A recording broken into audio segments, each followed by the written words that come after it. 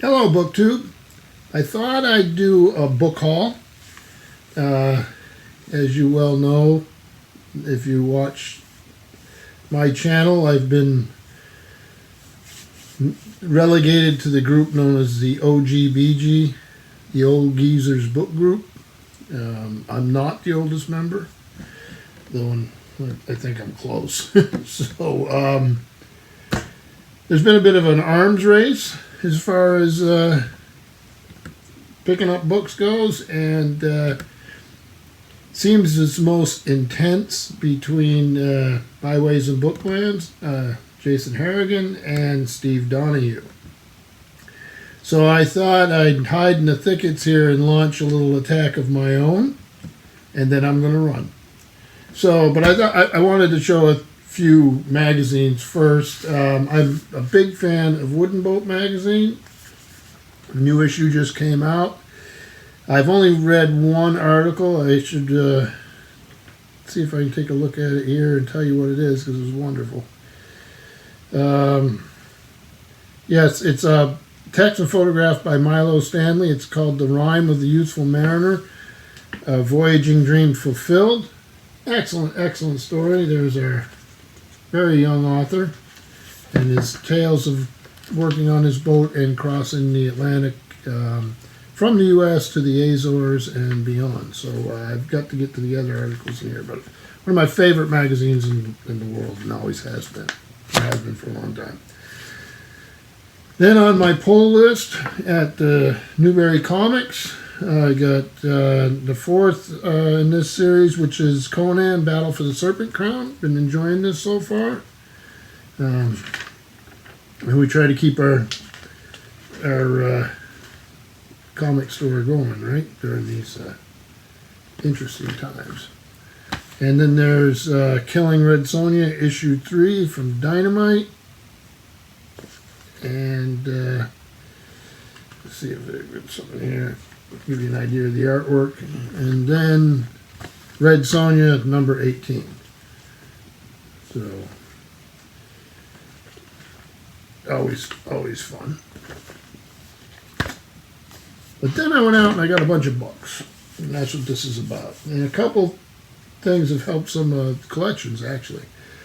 So first of all, here I have Shark Island, a mystery, Joan Druitt, maritime fiction. She is also an excellent maritime historian. Let me see some of the ones she's written. She captains, hen frigates, it's tons of stuff. This is, I'll just read it to you. Okay, and they do the first letters in red, which I can barely see. Wiki Coffin, linguist and peace officer aboard the U.S. exploring expedition, is intrigued when the convoy encounters a wrecked sealing crew in the shoals of a remote, uninhabited Shark Island. Soon, intrigue becomes alarm as a dead body turns up with a dagger in its back. So this is a series. So now with this, I've got number 1, 3, and 4. So I'm looking for the second volume. But I was thrilled to find this. I have not started these yet. I usually like to have a few of them in place before I get going. But that was a good find. So, and all these paperbacks were like 75 cents. Another one that finished a series, and a big series, is I've read it, but I didn't have a copy of Bernard Cornwell's Sharp's Tiger. So I've got a shelf like this of Sharp books. Now I have all of them. Some are in hardcover, some are in paper, some are in the old orange Penguin. This is a Harper Perennial. This one's is $17.99. This is a young Sharp, and he's in India. So excellent stories. I'm just glad to have them all. They're some of my favorite. Then, because I'm a big Star Trek fan, there was a pile of Star Trek books when I went into the place, and I walked away with one. It's condition. I don't want to get anything with broken spines or beat up. If I was just going to read them, I would, but right now I've got so much going on that this will go on the shelf. I won't read it for a while. And this is Star Trek Strange New Worlds, edited by Dean Wesley Smith with John J. Ordiver and Paula M. Block.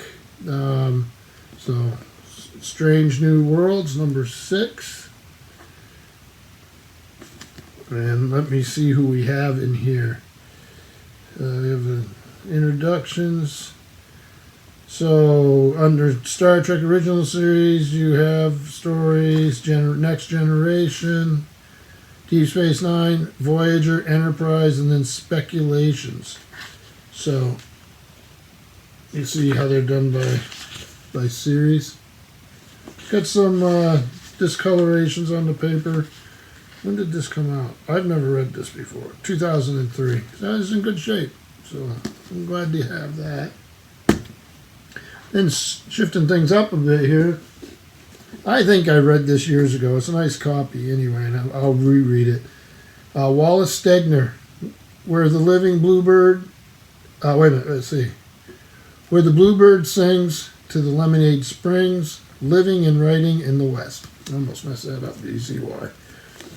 Who did this? This is Wings Books, New York, and this is from about 1992.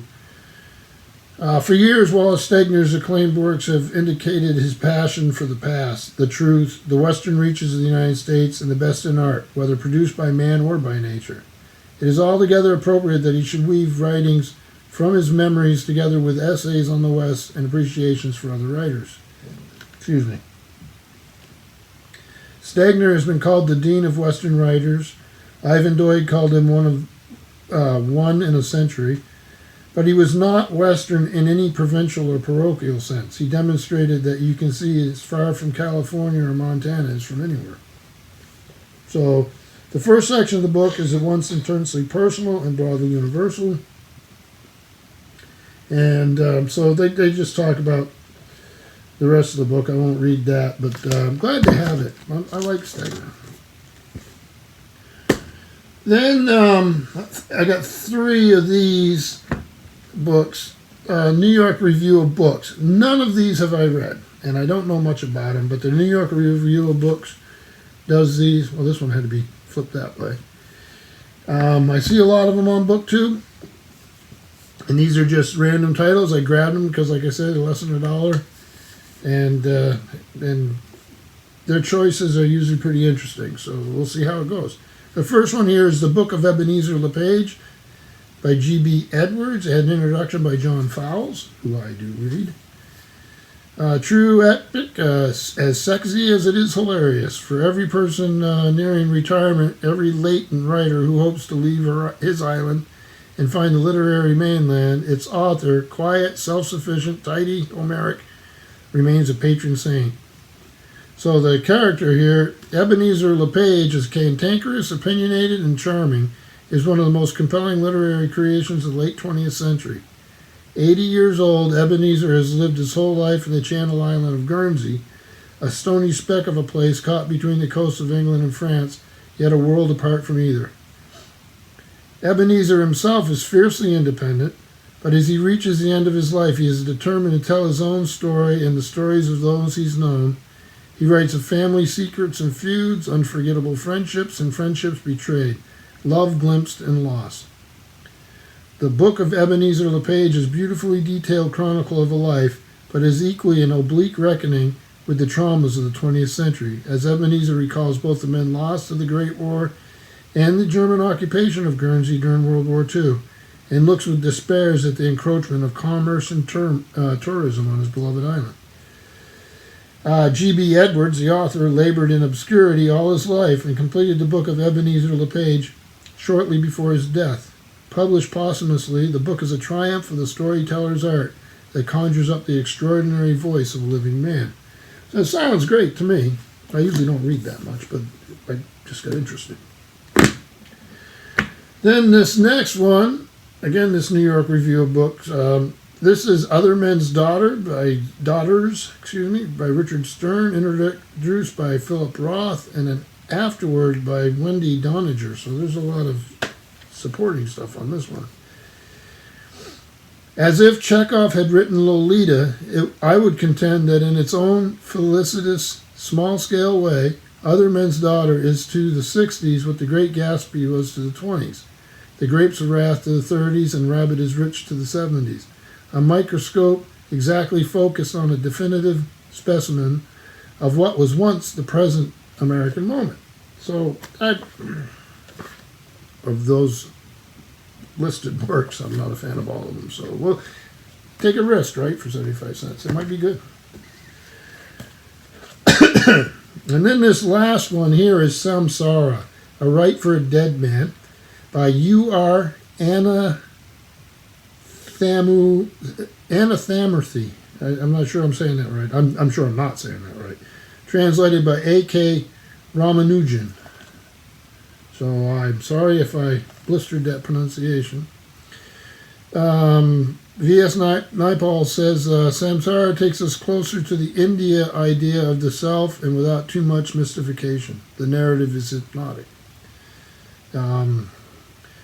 Samsara, is it Samsara? No, it's Samskara, excuse me, is one of the acknowledged masterpieces of modern world literature, a book set beside Achebee's Things Fall Apart and Sile's Season of Migration to the North. It begins when Naranapa, an inhabitant of a small southern Indian town and a renegade Brahmin who has scandalously flouted the rules of caste and purity for years, eating meat, drinking alcohol, marrying beneath him, mocking God, unexpectedly falls ill and dies. The question of whether he should be buried as a Brahmin divides the other Brahmins in the village, and they turn to advice to, let's see here, I'm going to do better on this, Pranishayacharya, the most devout and respected member of their community. So, we'll see.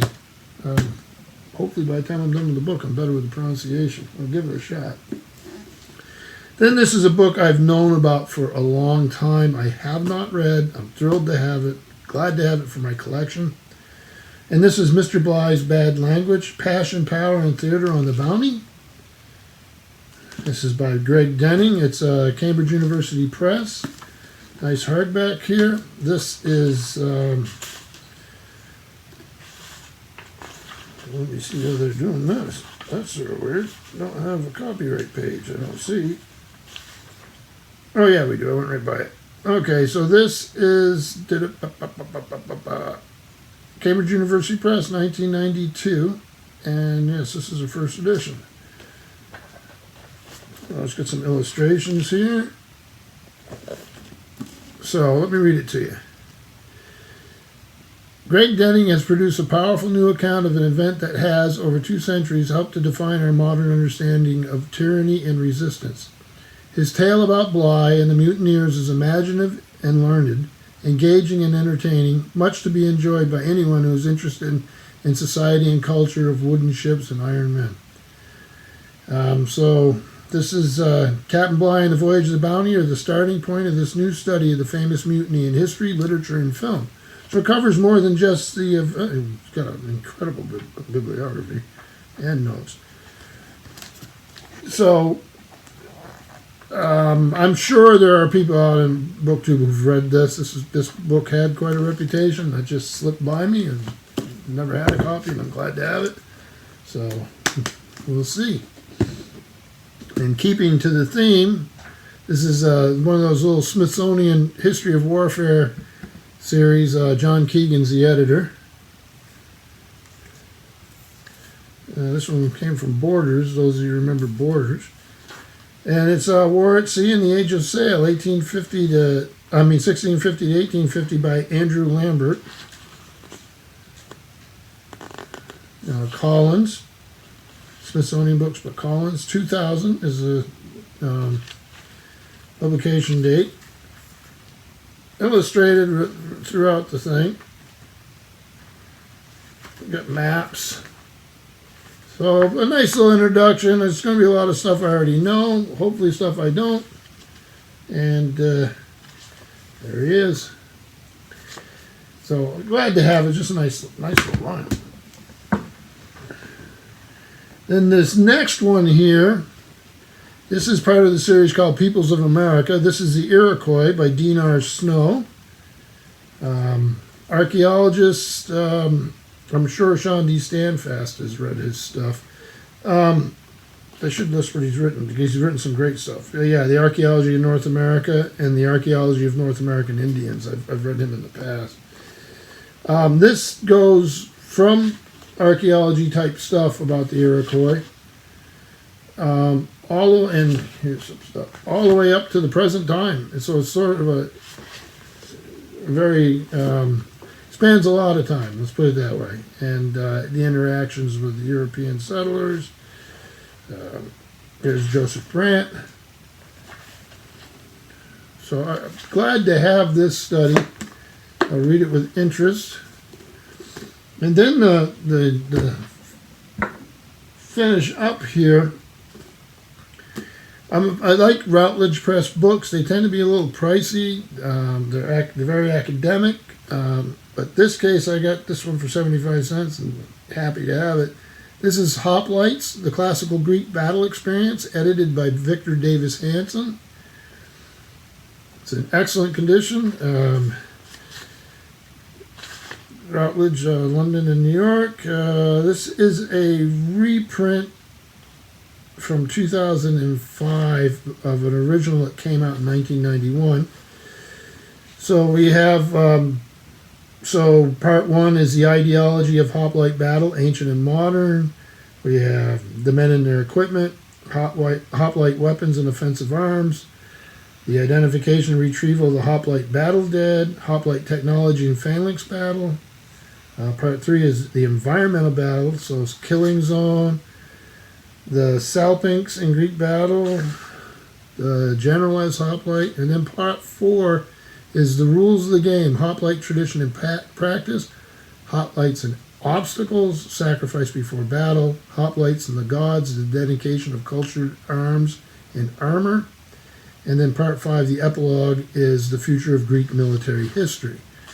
So quite an interesting collection of articles, tons of notes and reference works that I can look at. And so we will see. I'm sort of excited about this one here. I'd really like to get into this. It interests me very much. So that, I ended on a battle note. You notice that? With my fellow OGBGs. They can go out tomorrow and have 10 times as big a stack of books. But I had to get into it a little bit. So I'm wishing them and you all well. Hope you enjoy your weekend, and we will see you soon. Thank you, BookTube.